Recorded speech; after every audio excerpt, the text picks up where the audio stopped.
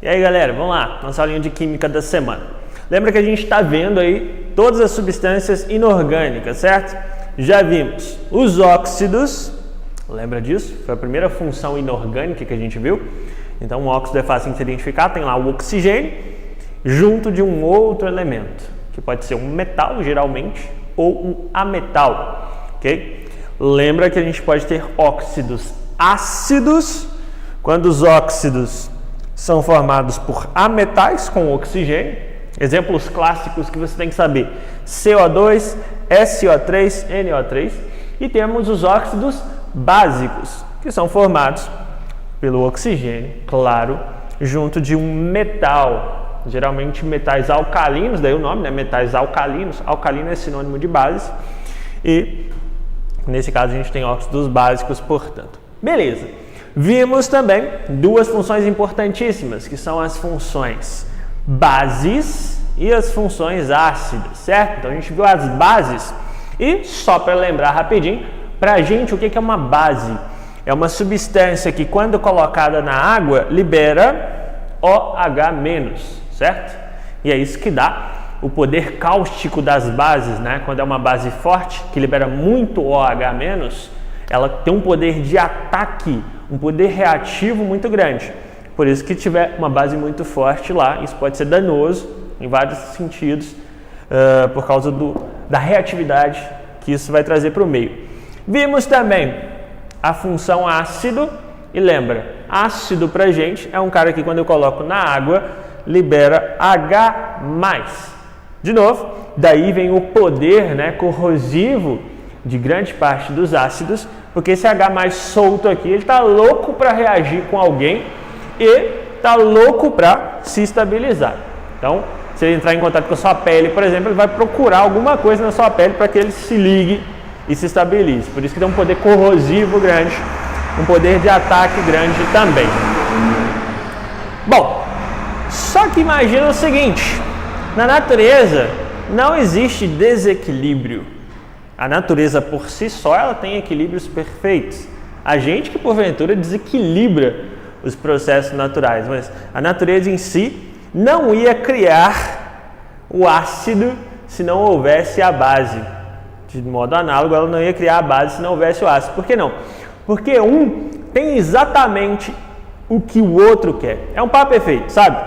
Um é o crush do outro, se você colocar em outras palavras. Imagina o seguinte: quando você coloca um ácido perto de uma base, eu até representei isso aqui, ó, o que vai acontecer, né? O ácido vai liberar lá H+, claro, como tem o cloro ligado junto dele aqui, ele vai liberar também o Cl. Então, Cl-, já que o H perdeu o hidrogênio, perdeu o elétron para ele. Beleza.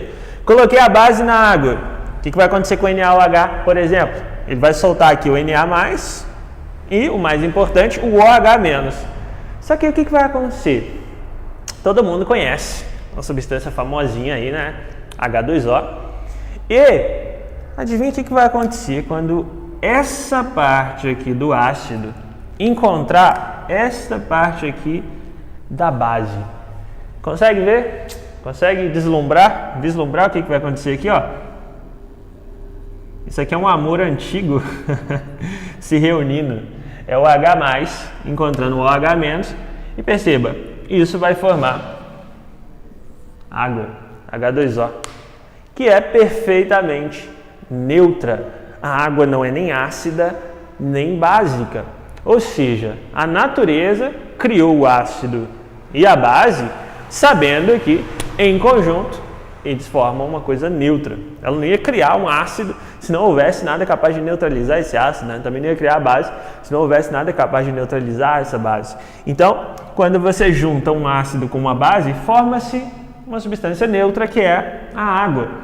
E, junto disso, o que acontece, né? Tá vendo esse Na que ficou sozinho aqui, esse Cl que ficou sozinho? Coitados. Bom, já que eles têm cargas opostas, por que não se juntarem também?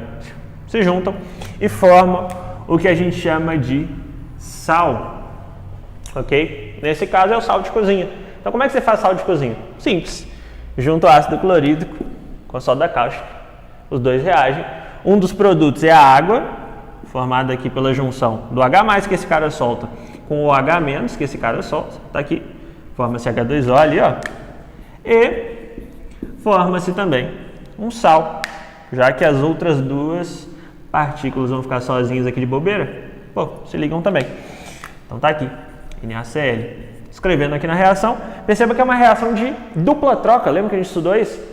Eu vou trocar os caras de lugar, o OH vem para cá, junta-se com o hidrogênio e forma água, o Na vem para cá, junta-se com o Cl, forma-se o NaCl. Então os dois trocaram de lugar, e aí você teve a reação que a gente chama de neutralização. Bom, não preciso nem te perguntar, né? Qual é o pH depois da reação de neutralização? A água é ácida ou básica? Não. Você sabe que o pH vai de 0 a 14 e que exatamente no meio você tem pH 7, que é exatamente o pH que a gente diz ser neutro. Então, depois de uma reação de neutralização, você volta para o pH neutro, certo? Então, o pH, após uma reação de neutralização, vai sempre ficar por volta ali de 7. Pronto, você alcançou o equilíbrio de novo. E isso pode ser bastante útil, né? Dependendo da situação. Por exemplo, imagine que você teve um acidente ambiental e teve um derramamento de ácido. Imagina, um caminhão estava transportando ácido, bateu, derrubou lá ácido no solo e a gente sabe que isso é muito perigoso porque ele vai começar a infiltrar no solo, pode chegar nos lençóis freáticos, daí você segue o caminho do ciclo da água. Isso pode ter várias consequências. Tá, mas aí o que eu faço? Derramou ácido lá, eu posso deixar esse ácido simplesmente lá para a água lavar? Não. Eu posso neutralizar. Como? Usando uma substância básica. Aí você pensa, joga soda cáustica lá. Não, você geralmente não vai fazer isso pelo seguinte, porque a soda cáustica também é uma base muito forte. Então você não pode combater esse ácido com uma substância muito reativa. Inclusive, quando a soda cáustica reage com ácido clorídrico, libera até muito calor, é uma reação muito energética. Lembra que eu falei que esses caras aqui estão loucos para se ligar, né? Eles são muito reativos. Então, tá, mas eu vou colocar o que então? Geralmente, a gente vai combater a acidez com um óxido básico. Porque o óxido ele já é mais controlado. Ele tem caráter básico, só que não é um caráter tão agressivo quanto uma base forte que nem a soda cáustica. Então, derrubou lá ácido clorídrico, derrubou lá ácido sulfúrico. O que eu faço? Jogo lá um óxido básico. Por exemplo, CaO é um dos que mais se usa, né? É o óxido de cálcio, que é a cal, que a gente chama, né? Aquele óxido branquinho usado na construção civil, como a gente citou aqui. Pronto, joguei o CaO lá, o que vai acontecer? Como ele é um óxido básico, ele vai se juntar com a água, né? Que porventura já estava ali no ácido, vai formar uma base e vai neutralizar o ácido. Pronto, resolveu o problema sem agir de um modo muito agressivo. Outro exemplo. Você está com um excesso de acidez no estômago. Seu estômago está muito ácido ou porque tem algum desequilíbrio nas suas glândulas, né, que produzem ácido clorídrico, ou alguma doença, uma gastrite, alguma coisa assim. Bom, como é que você faz isso? Você não vai pegar uma colher de soda cáustica e comer. Óbvio que não, porque é uma base muito forte. Então, no caminho descendo aí pelo seu sistema digestivo, né, já ia começar a corroer tudo. Não ia dar nem tempo de chegar lá embaixo, já ia ter feito um estrago absurdo. O que você faz então? Você come ou ingere uma base mais fraquinha, por exemplo, leite e magnésia, né, tem até em comprimidos, ele vem numa concentração baixinha. Por que em comprimido? Porque dá tempo dele passar aqui, né, sem ser absorvido para essa região aqui do seu corpo e chegar no estômago, e lá sim ele vai neutralizar o ácido. E, de novo, como ele é uma base fraquinha, isso não vai causar uma reação que vai gerar muito calor no seu estômago, vai gerar gás no seu estômago, vai explodir seu estômago por dentro, vai só neutralizar o ácido. Você também poderia usar um óxido básico, então tem alguns antiácidos que são a base de óxidos básicos. Pronto, resolveu o problema de acidez. Então, isso é uma reação muito importante. A gente consegue corrigir vários problemas usando a neutralização. Se estiver muito ácido, coloco base, que aí eu vou diminuir a acidez. Se tiver muito básico, também pode ser ruim. Coloco algum ácido ou alguma substância ácida e ela vai dar um jeito de começar a neutralizar e você vai procurar o equilíbrio, certo? Isso também se usa muito na agricultura, né? Você vai plantar determinadas espécies, não suportam solos muito ácidos. Elas simplesmente não sobrevivem em solos muito ácidos. O que você faz? Você trata o solo, como a gente diz, né? Você usa um óxido básico lá e aí ele vai neutralizar, elevar um pouquinho o pH do solo e aí você deixa mais próximo da neutralidade, você consegue cultivar sem nenhum problema. Então essa é uma reação bem importante, tanto no organismo humano quanto em vários outros processos naturais, certo? Bom, entendemos, portanto, de onde nasce essa nova função inorgânica, a última das 4 que a gente vai aprender, que é a função sal. Então, de onde que nascem os sais? Da junção de um ácido com uma base, ou então da junção de um ácido com um óxido básico, ou ainda da junção de uma base com um óxido ácido. Então, você precisa de alguma coisa ácida com alguma coisa básica. Juntou esses dois, você vai formar sal e, eventualmente, água. Ok? Bom, seguindo. Quais são as características, né, dos sais? A gente tem, assim, uma porrada, uma grande quantidade de sais diferentes. Então, sais marinhos, por exemplo, né? Quando você observa a água do mar, por que ela é salgada? Porque ela tem um monte de sais minerais dissolvidos ali. Por que chama sais minerais, né? Porque são sais tirados de rochas minerais, geralmente. Então, no processo ali de formação dos oceanos, isso foi causando algum tipo de erosão e foi levando partículas, né, desses sais minerais para a água. Por isso que a água marinha é salgada, a água dos oceanos é salgada, porque você tem grande quantidade de sais. Bom, mas o principal que a gente tem que lembrar, eles são formados pela neutralização de um ácido para uma base. Isso é essencial você saber. Segunda coisa, eles conduzem corrente elétrica se colocados na água ou se você derretê-los. Tá, vamos entender isso. Por que que se eu colocar sal de cozinha na água, a água começa a conduzir eletricidade? Pensa bem, o que é o sal de cozinha, né? É o NaCl. A gente vai até entender melhor depois como é que funciona, né, o processo de dissolução. Mas quando você coloca ele na água, ele vai se separar em Na+, e Cl-. Lembra, inclusive, que isso ocorre por causa da ligação iônica, né? Lembra? Metal com ametal, o metal dá o elétron, o ametal recebe o elétron, aí se formam íons. Exatamente o que a gente tem aqui, um positivo e outro negativo. Então, se você pegar uma pilha, uma lâmpada, fazer uma conexão aqui, colocar o fio na solução de sal, a lâmpada acende. Por que que isso acontece? Porque a corrente elétrica vai passar usando as cargas. Então, o movimento das cargas ali na solução, positivo com negativo, vai fazer o circuito ser fechado e aí a corrente elétrica consegue passar, a lâmpada acende. Perceba que se você fizer isso aqui com açúcar, por exemplo, não acende, porque açúcar não é uma substância iônica, é uma substância covalente, as ligações lá são covalentes. O que é açúcar? Açúcar é basicamente carbono e hidrogênio com oxigênio. Né? A gente tem vários tipos de açúcares, mas açúcar é carboidrato, que você aprende lá na biologia, aquilo é açúcar. Então você tem vários tipos, mas basicamente é carbono, hidrogênio e oxigênio. Então a ligação é covalente. Você não forma íons, não se formam cargas. Então tu coloca açúcar na água, beleza. Não se formam cargas, então não conduz a eletricidade. A água pura também não conduz, né? Tem muita gente que morre de medo, né, de lidar com a eletricidade quando está molhado, realmente é perigoso. Mas se fosse água pura, não teria grandes problemas não. O problema é que a água que a gente ingere, ela tem sais minerais, ou seja, tem essas cargas lá e ela sim consegue conduzir corrente elétrica. Mas a água pura, assim, tem uma condutibilidade praticamente zero. Bom, então isso é importante a gente saber. Coloquei alguns exemplos aqui de sais.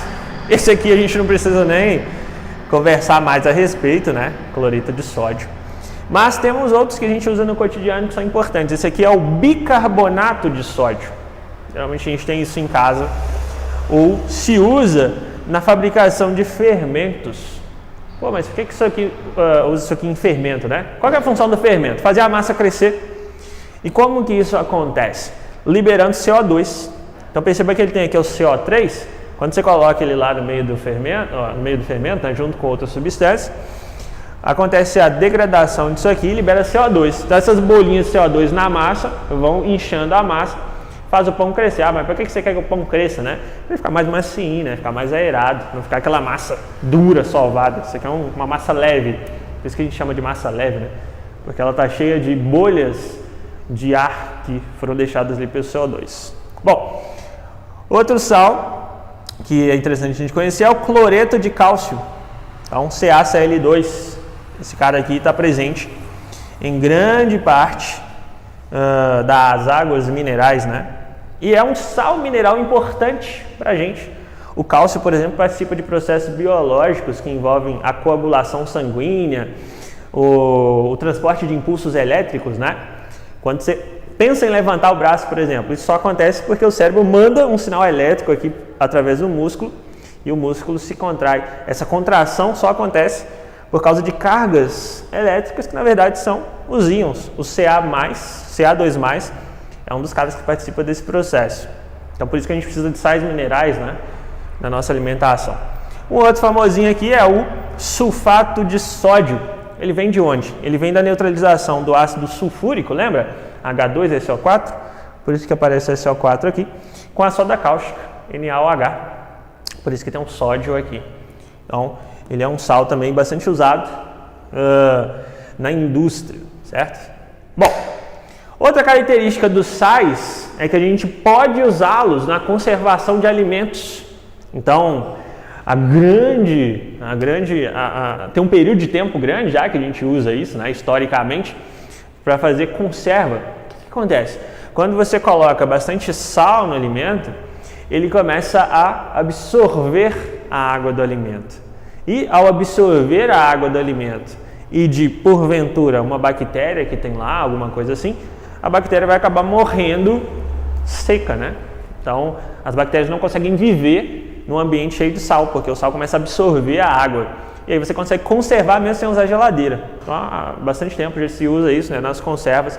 Por isso que você pega lá o bacalhau, tá lá no supermercado, tipo, a céu aberto e praticamente não estraga, porque tem tanto sal, mas tanto sal que nada consegue viver ali, porque a água vai ser perdida em contato com o sal. Processo que a gente chama de osmose, vocês já devem ter estudado em biologia. Bom, mas lembra que eu falei do processo de dissolução?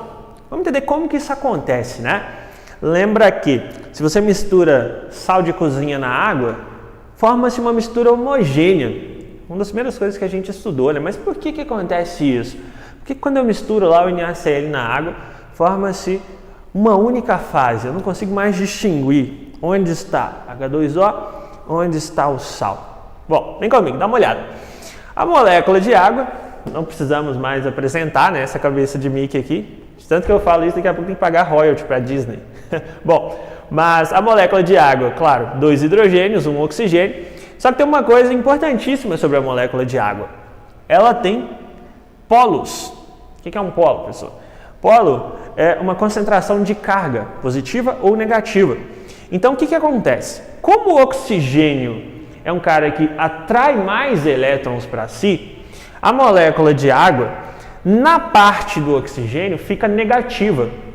Porque quando você faz a ligação covalente, lembra que é o compartilhamento de elétrons?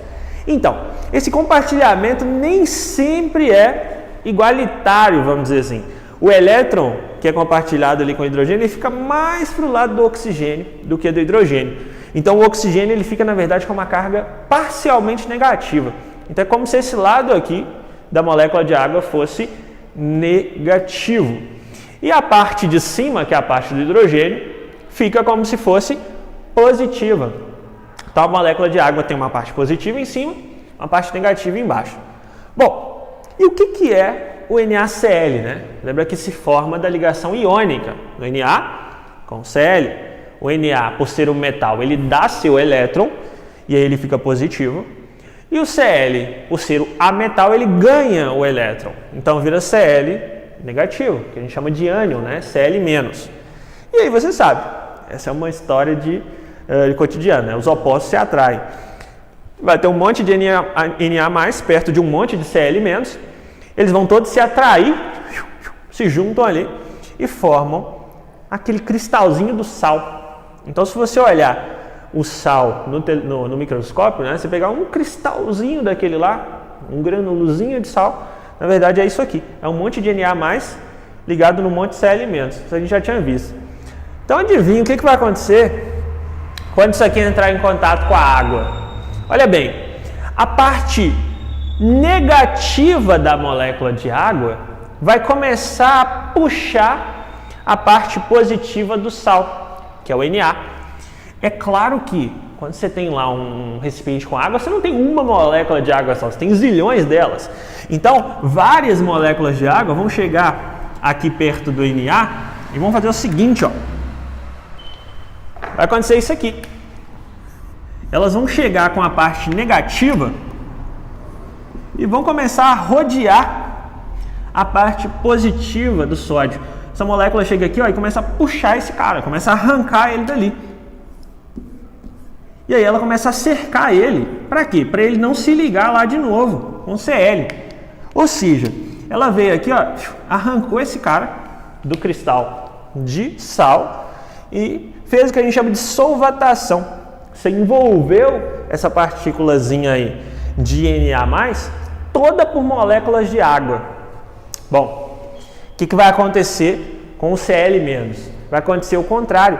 A parte positiva da molécula de água, depois que você já arrancou esse cara, perceba que agora as moléculas de água conseguem chegar aqui e atacar o Cl-. Então elas vão atacar esse cara, só que com a parte positiva, vão puxar ele para cá, por exemplo, e vão começar a cercar ele, vão fazer um cercadinho mesmo ao redor dele, só que com a parte das orelhas aqui, né, da molécula de água, que é a parte positiva. Ou seja, agora formou-se uma barreira entre o Na e o Cl, e eles não conseguem mais se ligar. E perceba, quando você mistura o sal na água, dependendo da quantidade que você coloca, você observa uma mistura homogênea, não é? Parece que é só água. Por que parece que é só água? Porque a água escondeu as partículas do sal entre as moléculas de água. Então estão todas cercadas ali, por isso que você olha e você não enxerga mais o sal depois que ele foi dissolvido, né? Você acha que tem só água, mas se você beber, você vai sentir o sabor salgado, você vai ver que não é só água. Mas parece que é só água por isso, porque as moléculas estão aqui, ó, fazendo um cercadinho nos íons que vieram do sal. Agora, outra coisa que a gente aprendeu. Dá para você dissolver, por exemplo, 1 quilo de sal num copo de água? Não dá. Óbvio que não. Aqui fica claro por que não dá. Porque você precisa de várias moléculas de água para fazer o envolvimento dessas partículas. Eventualmente a água disponível para fazer isso acaba. Não tem como dissolver mais. Se você colocar mais sal e você já ocupou todas as moléculas de água, você não consegue mais dissolver. Por isso que existe o que a gente chama de limite de solubilidade. Você não consegue dissolver o quanto você quer. Tem um limite. Isso depende de várias coisas, né? Depende do sal que você está dissolvendo, como a gente discutiu. Depende do tamanho. Alguns sais têm partículas maiores, alguns átomos são maiores que outros. Então você vai precisar de mais moléculas de água e eventualmente consegue dissolver menos do sal. Então olha que interessante. É uma visão microscópica do que acontece quando tu pega lá uma colher de sal, mistura na água. Com o açúcar é um processo similar, só que no açúcar você não tem cargas, né? Não tem essa parte positiva e negativa separada depois. É um processo similar, mas a ideia basicamente é essa, certo? Então está explicado por que o sal de cozinha, quando dissolvido na água, forma uma mistura homogênea e conduz corrente elétrica, certo? Bom, fechamos aí a parte de substâncias inorgânicas, vou mandar uma lista lá contemplando tudo isso, porque você vai ver que às vezes os exercícios misturam, então você tem que saber claramente o que é ácido, o que é base, o que é óxido, o que é sal e saber resolver uma questão que envolva mais de uma função ao mesmo tempo, certo? Então, até a próxima, boa semana!